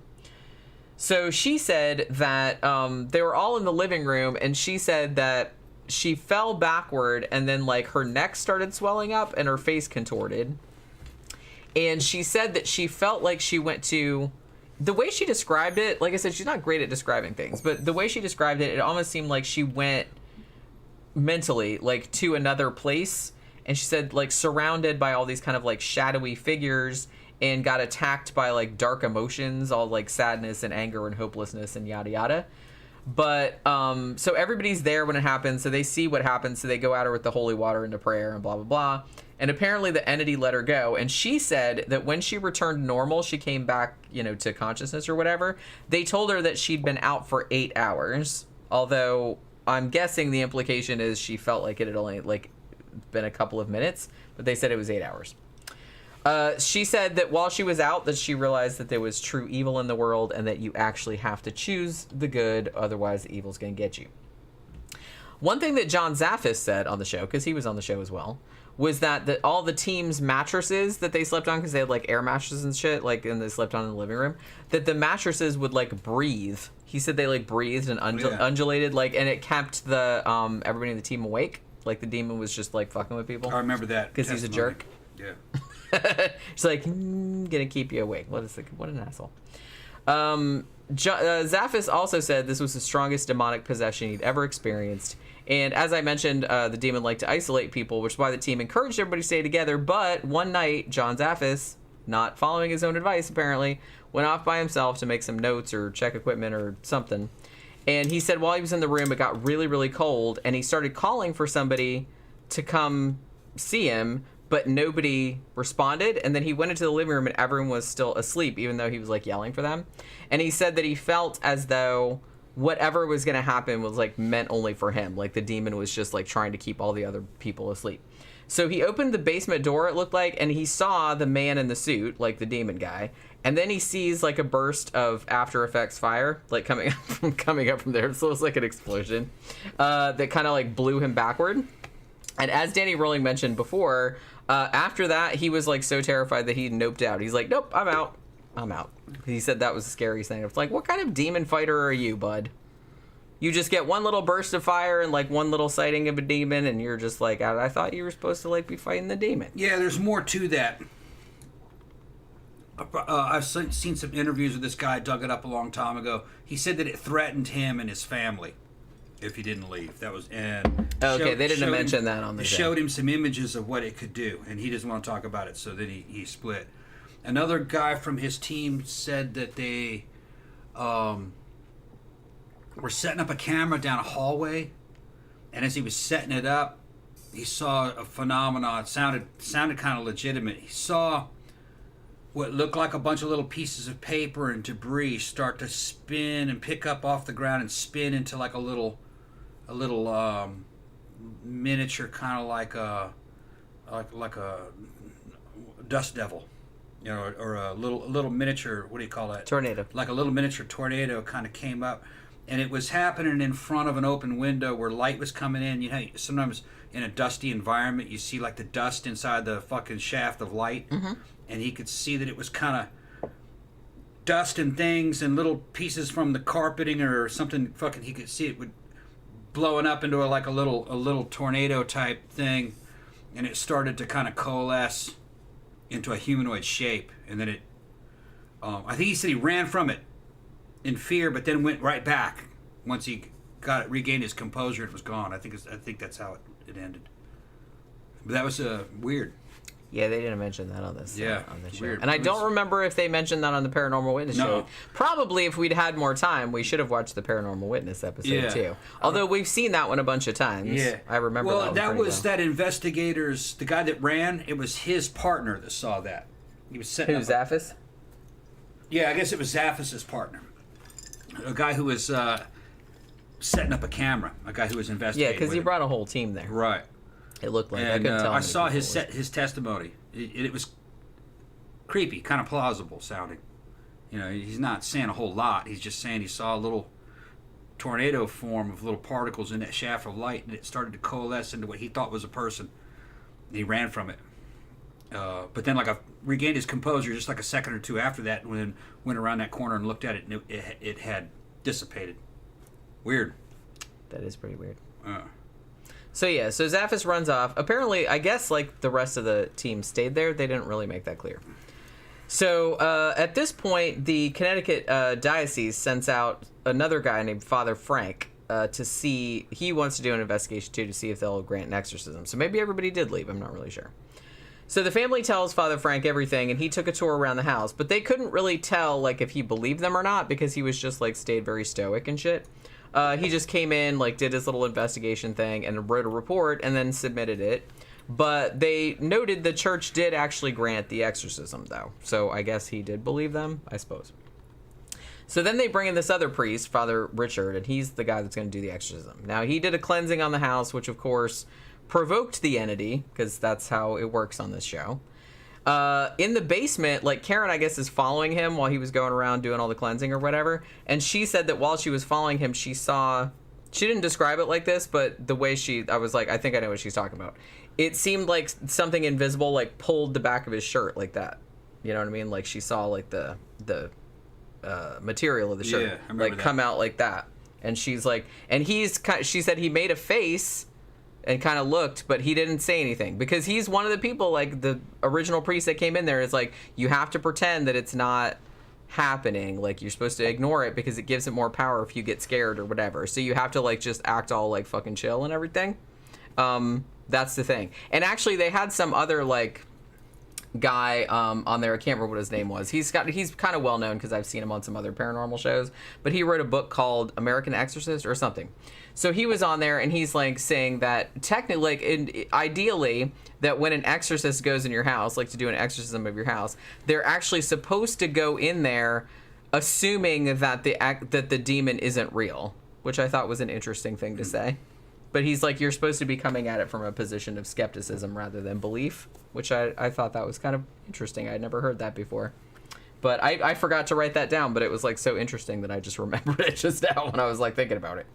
So the priest is trying to ignore whatever is happening because he knows the demon's trying to provoke him or get him scared, and that gives him power or whatever. So there's apparently, I don't know if this is what really happened, but they heard a bunch of growly jazz or whatever. And then again, the priest is trying to ignore it. So then they go up into the main part of the house and they set up the whole little deal with a little altar and whatnot. And so they're doing that, and then apparently I don't know if this really happened or not, but this is what they showed on the show. It's a bunch of books and shit start falling off the shelves. All kind of crazy shit starts falling off the shelves. Karen gets picked up and thrown back against the wall, and what was actually a pretty decent special effect, I thought. Well, at least what I could see on the low res video, where she was just whoosh, pow. And it's the funny thing is that happened, and then the niece Teresa, she said she got picked up by the neck off the ground and was choking and stuff, but everybody had to pretend that nothing was happening so the demon wouldn't get a foothold, I guess. Mm-hmm. So they just kind of had to sit there and pretend nothing was going on, which I don't know why I thought that was so funny, but I did. So then it kind of looked like they had a Virgin Mary statue there. It kind of looked like it was melting, although it was kind of hard to tell because the copy that we watched this on was like it was on YouTube and it looked like butt because it was just kind of like super, super low res. So I'm looking at it like that. Like, I'm like, is it melting? I can't really tell. I guess it was melting. So apparently the exorcism worked because they said the whole vibe of the house changed while the priest was praying. Now, even though the family believed the entity was gone, they still decided to move out of the house not long after the exorcism. They made it seem on the show that it's like as soon as the exorcism was over, they were like, fuck it, I'm out. That's not the case. They actually lived there for another 2 years before they moved out. But on the show, they made it seem like, no, we just got the fuck out of there because the house had too many bad memories, and it's like we didn't want a chance like opening the door to hell again or whatever. Now, at the end of the show, and like I said, this kind of made me sad, but just like at the end of the show, they said Paul was released from the hospital a bit later. Like I said, in real life, it was about a month and a half. And though the program said his cancer didn't return, that's not what ultimately happened. Like I said, it didn't return for a while. But it did actually come back later on. Like I said, he did marry and he had 3 or 4 kids, but the cancer did come back and he actually died in 2012. I'm not sure how old he was. He wasn't that old. I think he was only in his 40s. So yeah. So let's kind of talk about, that was the end of the show. So let me talk a little bit about this because I kind of feel like they gave a lot of inconsistent accounts, like I said. Carmen specifically. And I kind of feel like the publicity around the case, that she actually used it because later on, she went on as a career as like a spiritual advisor. She had a, website and everything. She actually married again later on, so I think she goes by Carmen Reed now, or did like last I heard. And remember how I said that there was a book written about this case back in 1992? And it was called In a Dark Place, and the guy that wrote it was a horror writer, and his name was Ray Garton, and he has been very public about saying that I was hired by Ed and Lorraine Warren to write a book about the case, but he never went in the house. He never talked to the kid that was supposedly, the kid with cancer. He never talked to him. And he claims that Ed Warren told him flat out that the Snedekers were crazy and that Ray Garton should just make up details about the haunting to make the book scarier, because all of the stories they were getting from all the family members were varied wildly. And so Ed was just like, don't worry about it, just write whatever, make it scary. You're a horror writer, basically. That's what the author said that wrote the book about it. And he's not shy about talking about it either. He says that they were just all over the place, huh? Yeah. And because, he apparently, asked Ed about it because he was like, well, what the fuck am I supposed to do with all this? Because all their stories are different. And Ed was just like, whatever, you're a horror writer, make something up. Just make it scary. Now, did they contradict? I'm not sure if they contradicted, but it just seemed like I said, just they would say different things at different times. Sometimes they would add on details that they hadn't brought up before. It's just all kind of shit. Yeah. You know what I mean? I'd like to see. I'd like to have a really good interview with that guy. Yeah, I wonder if he's still around. Because maybe we can get him on a show. Maybe that might be a really interesting show. Yeah. Because like I said, he was no morning for horror fiction, really. But it's they hired him for that. Yeah, but you're a writer too. You could get him on a show, probably. Yeah, I probably could. Yeah, our connections, we can get him on a show. And nice. As I mentioned too, Carmen. He's around. Carmen claimed on several occasions that she didn't know that the house had been a mortuary till after moving in, and said that she hadn't been able to go to the basement before signing the lease because there was construction shit blocking the entrance to the basement. But the house's owner said that is not the case. They said, we told the Snedekers outright the house used to be a funeral home well before they moved in. And people in the neighborhood knew that it had been a mortuary, obviously, because, it was a mortuary. They lived there. They saw it every day. And honestly, Carmen, even in her own statements, later, she wrote an account of the case later, on her website. And she just made this offhand comment that her and her family knew the home was a former mortuary, but we weren't bothered by it prior to moving in. So it's she said before, we didn't know until we moved in. But then later on, she said, we knew about it and it didn't bother us. You know what I mean? So she said 2 different things. Now, according to several of the family's statements, the disturbances started shortly after they'd settled into the house, and it seemed like the early shit was like a poltergeist infestation. Most of the early stuff they reported, like I said, was the crosses, crucifixes like disappearing off the walls, unexplained voices coming from empty rooms, and the thing about the dishes like disappearing, like she would set the table and then turn around and the dishes were back in the cabinet. Like she said that happened a bunch. And she said about the mop water, like and the blood and everything in the shower curtain. And also the son, the one with cancer, said that, no, not the one with cancer, the younger one. He actually said the lights would flicker off and on, like I said, when even though the bulbs had been removed. And they said this house smelled really bad all the time, like a dead body, like decay. They didn't mention that on the show. And basically, they didn't mention, too, that Philip, which was the actual name of the kid with cancer, that he wrote about necrophiliac fantasies in his notebook and, like, pictures and stuff. And I mentioned this earlier, but the basement room, at least as far as I could determine, was actually the casket display room, not the embalming room, like they showed on the show. But the thing about it is that Carmen, she kind of said at first, she's like, well, I didn't really notice any particular paranormal activity at first. It was only happening to the kids and I didn't believe them, which is kind of what they showed on this show. But then, like, in later ones, she said that she saw stuff, like, weird shit, like, early on. So, again, like, kind of inconsistent. And then she also said that on some occasions she saw apparitions herself, which they absolutely did not mention on this show. She said that she saw one with long black hair and black eyes, and then she saw another one with white hair and white eyes who was wearing a tuxedo.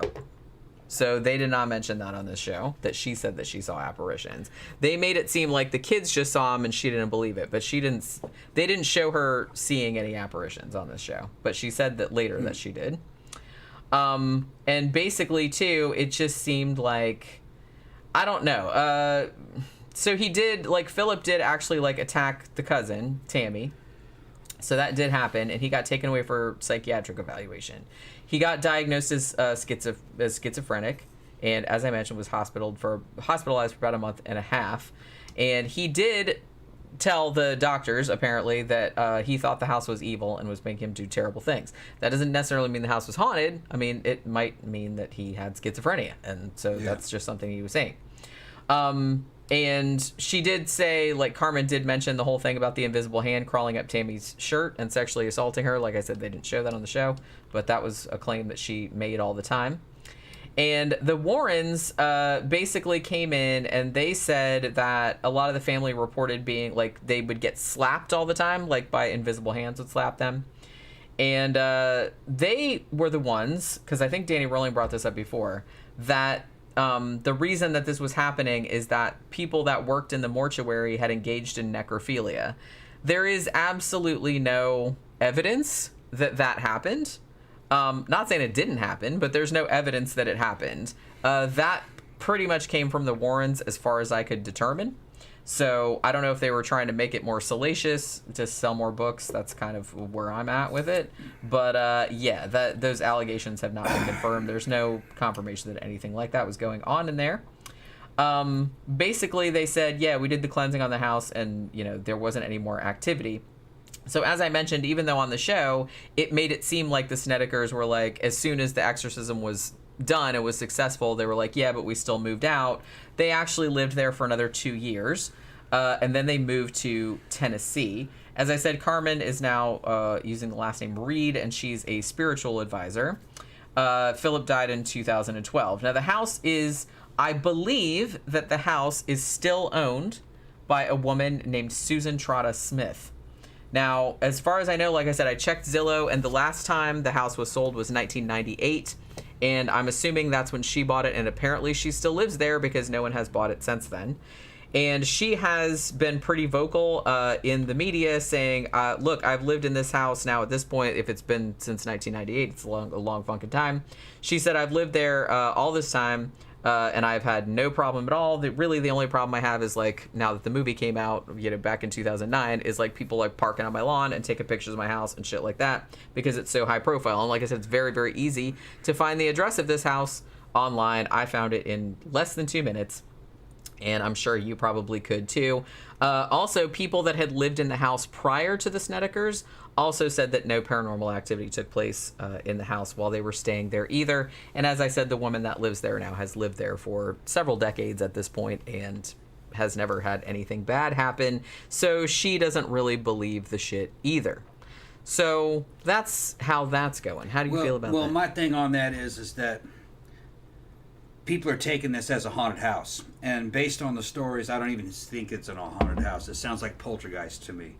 So just because she hasn't seen anything in the house doesn't mean that it didn't happen. If it happened because of that boy. Yeah. You know, it was a manifestation coming out of him. So just because the new owners don't see anything doesn't mean that it didn't happen. The problem is that the case is very muddied. Yeah. You have to go back to the earliest testimonies, and really the key would be that horror writer. He probably has access to that. He probably saw problems in the story. If there were contradictions, that could be a sign that this is a hoax. But we just don't know enough. I mean, everything, like, he never went to the house, but he did, like, interview the family members. And from everything that I could determine, he actually went to Ed Warren, because the Warrens hired him, right? Yeah. Went to Ed Warren and said, I don't know how to make this into, like, a story, essentially, because everything they're telling me is, like, wildly deviating from one another. Okay. And so he didn't really know how he was going to do it. And he said, allegedly, at that point, that Ed Warren said to him, well, just make something up. Yeah, well, and just make it scary. That doesn't mean much about the case either, because Ed would say that on a good case. Well, real yeah, case. that's true. That's just the way he was. So maybe something did happen there. Maybe the witnesses were confused or told it in a way to where it was confusing, because maybe they were freaked out. Maybe their imaginations ran wild with them, so the descriptions were fucking not accurate. Or maybe the timeline wasn't. I mean, even I got confused about some of the stuff that happened in Mammoth, especially over time. Okay? Because a lot of stuff happened, so I don't remember the exact order that certain things happened in.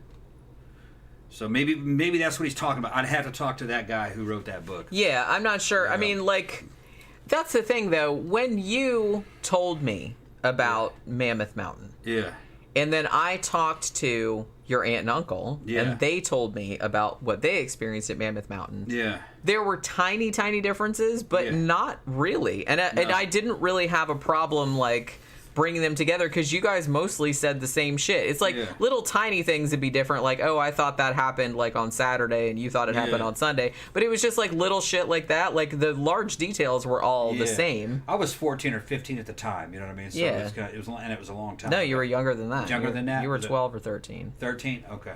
Something like that. I've seen pictures of myself. I'm surprisingly full grown looking for fucking 13. I didn't look that different at 16. But one of the things that I was really astounded that I had gotten wrong is that I thought the lamp that moved, that we saw, or that ended up being moved mysteriously, I remembered it being a blue lamp that looked like a bunch of logs lashed together on a dock that had a damn life preserver hanging off of it. Yeah, I've seen lamps like that. Yeah, that was what I thought the lamp that moved looked like.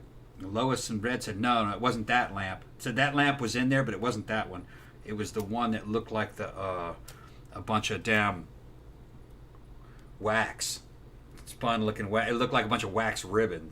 Remember that? Oh, yeah, like those candles. Those candles, yeah. It was like, I used to have a candle. It was like extruded. That looked like this ribbon. Extruded when it was fucking melted plastic and everything. And it was like, that's the one that moved. But see, that's not weird. And then I remembered it going, I remember that lamp.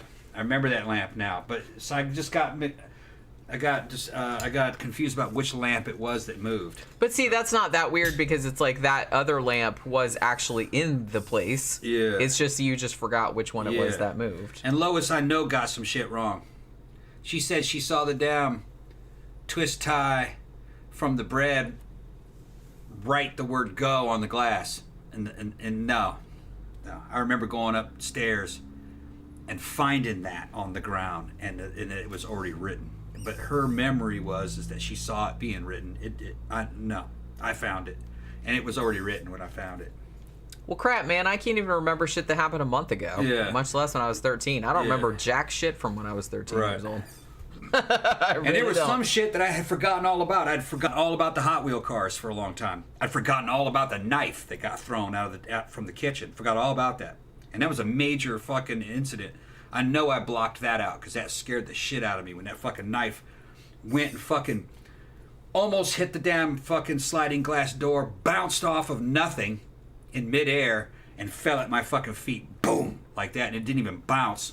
That scared the shit out of me. I almost went unconscious. And Red saw it happen.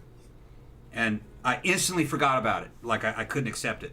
Yeah. An hour later, I had forgotten all about it. I remember that I had forgotten about it. I remember that I forgot about it. Because I forced myself not to think about that.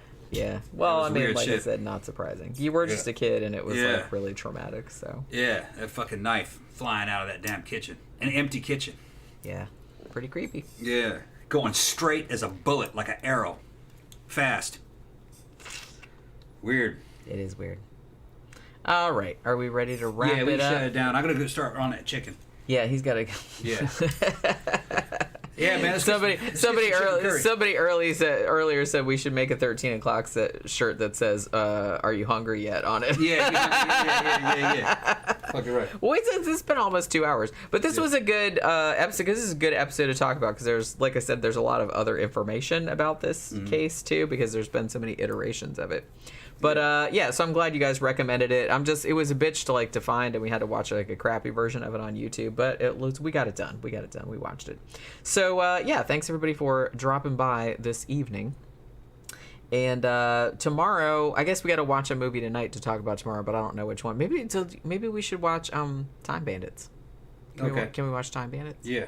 I've been wanting to do Time Bandits for a long time. I think it's still on HBO Max. I'll check. But because I was excited when I saw it in there because I haven't seen that in a long time either. So maybe we'll do that. If not, then we'll find something else to do. But yeah, so thanks everybody for dropping by today. And we'll see you guys again tomorrow evening.